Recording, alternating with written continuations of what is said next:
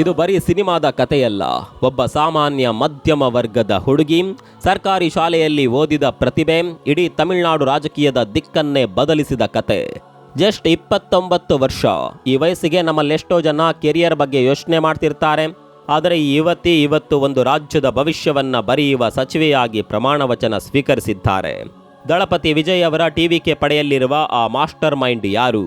ಅಮಿತ್ ಶಾ ಅವರಂತೆ ರಣತಂತ್ರ ಹೆಣೆಯುವ ಈ 29 ವರ್ಷದ ಚಾಣಾಕ್ಷ ಯುವತಿಯ ಹಿನ್ನೆಲೆ ಏನು?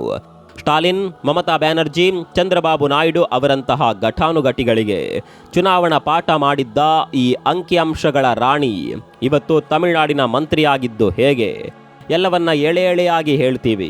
ಈ ವಿಡಿಯೋವನ್ನು ಕೊನೆವರೆಗೂ ನೋಡಿ, ಯಾಕಂದರೆ ಇದು ಕೇವಲ ಒಬ್ಬ ಸಚಿವೆಯ ಕಥೆಯಲ್ಲ, ಬದಲಾದ ಭಾರತದ ರಾಜಕೀಯದ ಚಿತ್ರಣ.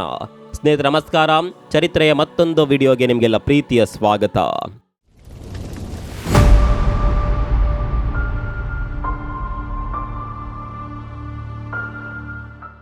ಸ್ನೇಹಿತರೆ, ಈ ಫೋಟೋವನ್ನ ಸರಿಯಾಗಿ ಗಮನಿಸಿ. ಮುಗ್ಧ ಮುಖ, ಕಣ್ಣಲ್ಲೇನೋ ಒಂದು ಸಾಧಿಸುವ ಹಠ. ಇವರ ಹೆಸರೇ ಕೀರ್ತನ. ಇವತ್ತು ಇಡೀ ತಮಿಳುನಾಡು ಈ ಹೆಸರನ್ನ ಕೇಳಿ ಅಚ್ಚರಿ ಪಡ್ತಾ ಇದೆ. ಕಾರಣ, ಕೇವಲ 29ನೇ ವಯಸ್ಸಿಗೆ ಇವರು ಸಚಿವೆಯಾಗಿದ್ದಾರೆ. ಆದರೆ ಈ ಪಯಣ ಅಂದುಕೊಂಡಷ್ಟು ಸುಲಭ ಇರಲಿಲ್ಲ.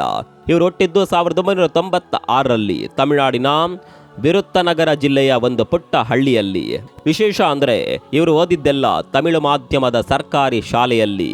ಹೌದು, ದೊಡ್ಡ ಇಂಟರ್ನ್ಯಾಷನಲ್ ಸ್ಕೂಲ್ ಅಲ್ಲ, ಕಾನ್ವೆಂಟ್ ಅಲ್ಲ, ಸರ್ಕಾರಿ ಶಾಲೆಯಲ್ಲಿ ಓದಿ ಇವತ್ತು ಇಡೀ ರಾಜ್ಯದ ಕಾಯ್ದೆ ಕಾನೂನು ರೂಪಿಸುವ ಮಟ್ಟಕ್ಕೆ ಬೆಳೆದಿದ್ದಾರೆ ಅಂದರೆ ನೀವು ನಂಬಲೇಬೇಕು.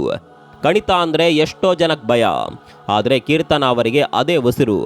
ಮದುರೈ ಕಾಮರಾಜ ವಿಶ್ವವಿದ್ಯಾಲಯದಲ್ಲಿ ಗಣಿತಶಾಸ್ತ್ರದಲ್ಲಿ BSc ಮುಗಿಸಿದ ಇವರು ನಂತರ ಪಾಂಡಿಚೇರಿ ವಿಶ್ವವಿದ್ಯಾಲಯದಲ್ಲಿ ಸ್ಟ್ಯಾಟಿಸ್ಟಿಕ್ಸ್ ವಿಷಯದಲ್ಲಿ MSc ಪದವಿ ಪಡಿತಾರೆ. ಇಲ್ಲಿಂದಲೇ ನೋಡಿ ಕೀರ್ತನ ಅವರ ಬದುಕಿನ ಅಸಲಿ ಆಟ ಶುರುವಾಗಿದ್ದು. ಗಣಿತದ ಸೂತ್ರಗಳನ್ನು ಇವರು ಕೇವಲ ಪೇಪರ್ ಮೇಲೆ ಅಷ್ಟೇ ಅಲ್ಲ, ರಾಜಕೀಯದ ರಣರಂಗದಲ್ಲೂ ಅಳವಡಿಸಲು ಶುರು ಮಾಡಿದ್ರು. ನಿಮಗೆಲ್ಲ ಪ್ರಶಾಂತ್ ಕಿಶೋರ್ ಬಗ್ಗೆ ಗೊತ್ತೇ ಇದೆ. ರಾಜಕೀಯ ರಣತಂತ್ರ ರೂಪಿಸೋದ್ರಲ್ಲಿ ಅವರನ್ನ ಮೀರಿದವರಿಲ್ಲ ಅಂತಾರೆ. ಕೀರ್ತನ ಕೂಡ ಅದೇ ಹಾದಿಯಲ್ಲಿ ನಡೆದವರು. ಸಕ್ರಿಯ ರಾಜಕೀಯಕ್ಕೆ ಬರೋಕ್ಕೂ ಮುನ್ನ ಇವರು ಮಾಡ್ತಿದ್ದ ಕೆಲಸ ಕೇಳಿದರೆ ನೀವು ಅಕ್ಷರಶಃ ಶಾಕ್ ಆಗ್ತೀರಿ. ಪ್ರಖ್ಯಾತ ಐಪ್ಯಾಕ್ ಮತ್ತು ಶೋ ಟೈಮ್ ಕನ್ಸಲ್ಟಿಂಗ್ ಸಂಸ್ಥೆಗಳಲ್ಲಿ ಇವರು ಪೊಲಿಟಿಕಲ್ ಸ್ಟ್ರಾಟಜಿಸ್ಟ್ ಆಗಿ ಕೆಲಸ ಮಾಡಿದ್ದಾರೆ. ಇದರ ಅರ್ಥ ಏನು ಗೊತ್ತಾ? ತಮಿಳುನಾಡಿನ MK ಸ್ಟಾಲಿನ್, ಪಶ್ಚಿಮ ಬಂಗಾಳದ ಮಮತಾ ಬ್ಯಾನರ್ಜಿ, ಆಂಧ್ರದ ಚಂದ್ರಬಾಬು ನಾಯ್ಡು ಅವರಂತಹ ಘಟಾನುಘಟಿ ನಾಯಕರಿಗೆ ಚುನಾವಣೆಯಲ್ಲಿ ಗೆಲ್ಲೋದಕ್ಕೆ ಯಾವ ರೀತಿ ಸ್ಕೆಚ್ ಹಾಕಬೇಕು ಅಂತ ಹೇಳಿಕೊಡ್ತಿದ್ದವರೇ ಈ ಕೀರ್ತನ.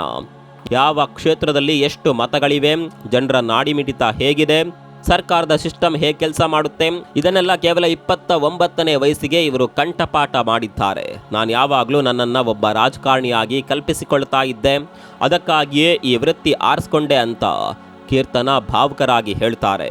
ನೋಡಿ, ಗುರಿ ಸ್ಪಷ್ಟವಾಗಿದ್ರೆ ಗೆಲುವು ತಾನಾಗಿಯೇ ಹುಡ್ಕೊಂಡು ಬರುತ್ತೆ ಅನ್ನೋದಕ್ಕೆ ಇದೇ ಸಾಕ್ಷಿ. ಈಗ ಅಸಲಿ ವಿಚಾರಕ್ಕೆ ಬರೋಣ. ಕೀರ್ತನ ಅವರು ಕೇವಲ ಸಲಹೆಗಾರರಾಗಿ ಉಳಿಯಲಿಲ್ಲ. ದಳಪತಿ ವಿಜಯ್ ಅವರ ತಮಿಳಗ ವೆಟ್ರಿ ಕಳಗಂ ಪಕ್ಷದಿಂದ ಕಣಕ್ಕಿಳಿದರು. ಕ್ಷೇತ್ರ ಯಾವುದು ಗೊತ್ತಾ? ಶಿವಕಾಶಿ. ಶಿವಕಾಶಿಯಲ್ಲಿ ಕಳೆದ 70 ವರ್ಷಗಳಿಂದ ಯಾವೊಬ್ಬ ಮಹಿಳಾ ಶಾಸಕಿಯೂ ಗೆದ್ದಿರಲಿಲ್ಲ. ಅಂಥದ್ರಲ್ಲಿ ಕೀರ್ತನ ಅಲ್ಲಿ ಇತಿಹಾಸ ನಿರ್ಮಿಸಿದ್ದಾರೆ.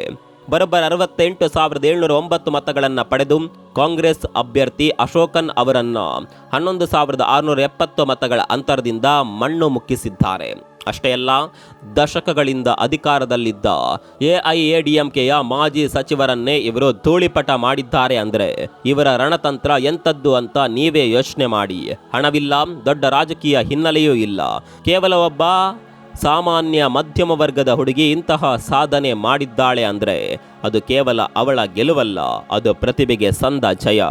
ತಮಿಳುನಾಡು ರಾಜಕೀಯ ಅಂದರೆ ಅಲ್ಲಿ ಭಾಷಾ ವಿವಾದ ಇದ್ದೇ ಇರುತ್ತೆ. ಹಿಂದಿ ಹೇರಿಕೆ ಬೇಡ, ಹಿಂದಿಗೆ ಇಲ್ಲಿ ಜಾಗವೇ ಇಲ್ಲ ಅಂತ MK ಸ್ಟಾಲಿನ್ ಅವರು ಪದೇ ಪದೇ ಹೇಳ್ತಿರ್ತಾರೆ. ಆದರೆ ಕೀರ್ತನ ಈ ವಿಚಾರದಲ್ಲಿ ಸ್ವಲ್ಪ ಡಿಫ್ರೆಂಟ್ ಆಗಿ ಯೋಚನೆ ಮಾಡಿದ್ರು. ಕೀರ್ತನ ಅವರಿಗೆ ತಮಿಳು, ಇಂಗ್ಲಿಷ್ ಜೊತೆಗೆ ತೆಲುಗು ಮತ್ತು ಹಿಂದಿ ಕೂಡ ಸರಾಗವಾಗಿ ಬರುತ್ತೆ. ಇತ್ತೀಚೆಗೆ ಅವರು ANI ಸುದ್ದಿ ಸಂಸ್ಥೆಗೆ ಹಿಂದಿಯಲ್ಲೇ ಇಂಟರ್ವ್ಯೂ ನೀಡಿ ಎಲ್ಲರ ಗಮನ ಸೆಳೆದ್ರು. ಯಾಕೊತ್ತಾ? ನಮ್ಮ ನಾಯಕ ವಿಜಯ್ ಅವರ ಸಂದೇಶ ಇಡೀ ದೇಶಕ್ಕೆ ತಲುಪಬೇಕು, ಭಾರತದ ಮೂಲೆ ಮೂಲೆಯ ಜನರಿಗೂ ನಮ್ಮ ಪಕ್ಷದ ಬಗ್ಗೆ ಗೊತ್ತಾಗಬೇಕು ಅನ್ನೋದು ಇವರ ಉದ್ದೇಶ. ರಾಜಕೀಯ ಅಂದರೆ ಕೇವಲ ಒಂದು ರಾಜ್ಯಕ್ಕೆ ಸೀಮಿತವಲ್ಲ ಅಂತ ಸಾಬೀತುಪಡಿಸಿದ ಲೇಡಿ ಇವರು.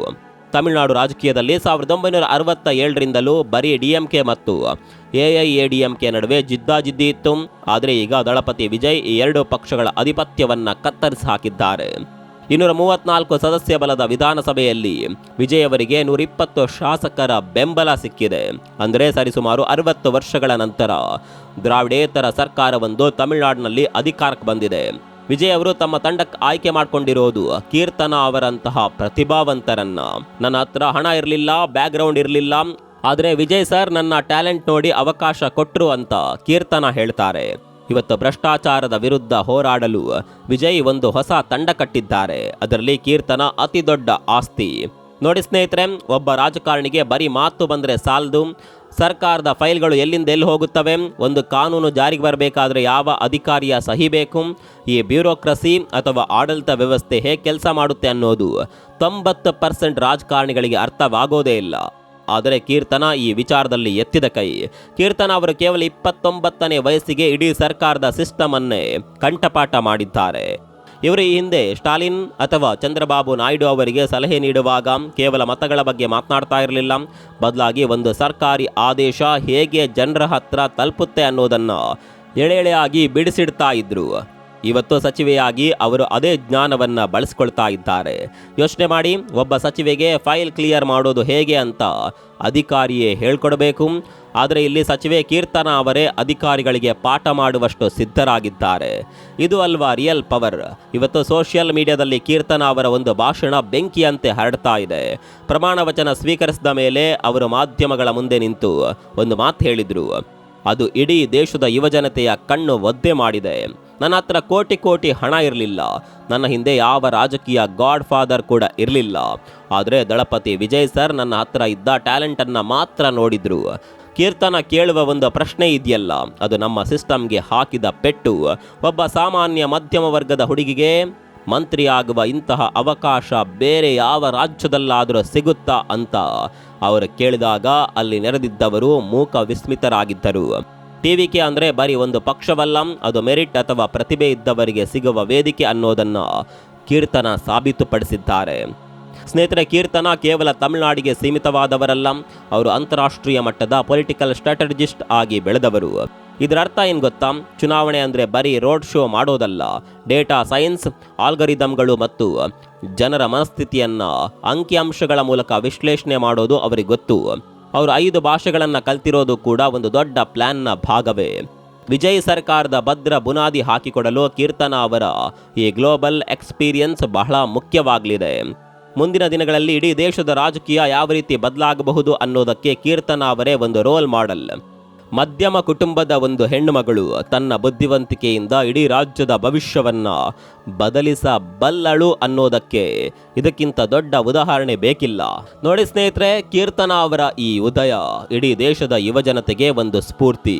ಸರ್ಕಾರಿ ಶಾಲೆಯಿಂದ ಸಚಿವೆ ಕುರ್ಚಿವರೆಗೆ ಇವರ ಪಯಣ ಅಕ್ಷರಶಃ ರಣರೋಚಕ. ಕೀರ್ತನ ಒಂದು ಮಾತು ಹೇಳಿದ್ದಾರೆ, ಈ ಸರ್ಕಾರ ಬರೀ 5 ವರ್ಷಕ್ಕಲ್ಲ, ಮುಂದಿನ 35ರಿಂದ 50 ವರ್ಷಗಳ ಕಾಲ ತಮಿಳುನಾಡನ್ನು ಆಳಲಿದೆ. ಇದು ಕೇವಲ ಆತ್ಮವಿಶ್ವಾಸವೋ ಅಥವಾ ಇವರ ಹತ್ರ ಏನಾದರೂ ಮಾಸ್ಟರ್ ಪ್ಲ್ಯಾನ್ ಇದೆಯೋ? ಇವರ ಅಂಕಿಅಂಶಗಳ ಆಟ ತಮಿಳುನಾಡು ಜನರ ಮನಸ್ಸನ್ನು ಹೇಗೆ ಗೆಲ್ಲುತ್ತೆ ಅನ್ನೋದನ್ನು ನಾವು ಕಾದು ನೋಡಬೇಕು. ಸಿನಿಮಾ ಡೈಲಾಗ್ ಹೊಡೆಯುತ್ತಿದ್ದ ವಿಜಯ್ ಈಗ ಸರ್ಕಾರಿ ಫೈಲ್ಗಳ ಮೇಲೆ ಸಹಿ ಹಾಕ್ತಾ ಇದ್ದಾರೆ. ಅವರಿಗೆ ಶಕ್ತಿಯಾಗಿ ಕೀರ್ತನ ನಿಂತಿದ್ದಾರೆ. ಇದು ಹೊಸ ರಾಜಕೀಯ ಮನ್ವಂತರಕ್ಕೆ ನಾಂದಿ ಹಾಡುತ್ತಾ ತಮಿಳುನಾಡಿನ ಈ ಚಾಣಾಕ್ಷ ಯುವತಿ ಇಡೀ ದೇಶದ ಗಮನ ಸೆಳೆಯುತ್ತಾರಾ? ನಿಮ್ಗೇನನ್ಸುತ್ತೆ? ಕೇವಲ 29ನೇ ವಯಸ್ಸಿಗೆ ಸಚಿವೆ ಆಗಿರುವ ಕೀರ್ತನ ಅವರ ಬಗ್ಗೆ ನಿಮ್ಮ ಅಭಿಪ್ರಾಯ ಏನು? ಕಾಮೆಂಟ್ ಮಾಡಿ ತಿಳಿಸಿ. ಮತ್ತೊಂದು ವಿಡಿಯೋದಲ್ಲಿ ಸಿಗೋಣ. ಅಲ್ಲಿವರೆಗೂ ನಮಸ್ಕಾರ.